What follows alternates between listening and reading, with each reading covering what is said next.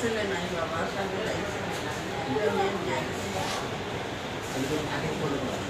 ও খাইলে বলো, আমাদের কার ভাগ্যে কখন কী হবে আমরা নিজেরা কখনো বলতে পারবো না। এটা মূলত প্রকৃতির একটা ব্যাপার। এই ভাঙ্গা গড়ার যুগে কার কখন ভাঙবে, কার কখন গড়বে, এটা মূলত আল্লাহই ঠিক করবে। তো যাই হোক, বিষয়টা ওইটা না, বিষয়টা হচ্ছে আপনারা যাকে দেখতে পাচ্ছেন ইনি মূলত খুবই একটা ভদ্র ফ্যামিলি থেকে আসা একটা মানুষ। তো যাই হোক, ছোটোবেলায় বা সংসার জীবনে ওনার তেমন কোনো কষ্ট ছিল না।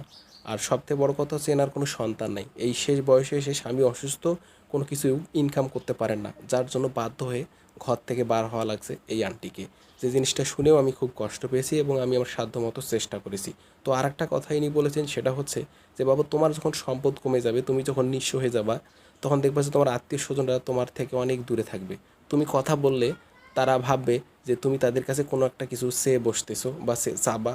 এই ভয়ে তারা তোমার সাথে মিশবে না, তোমার সাথে কোনো কথাই বলবে না, যেমনটা উনি বলেছে। তো বাস্তবতা সত্যি অনেক কঠিন। আন্টির কথাটা আমার খুব ভালো লেগেছে। আর যাই হোক, ভালো থাকবেন, দেখা হবে অন্য কোনো দিন।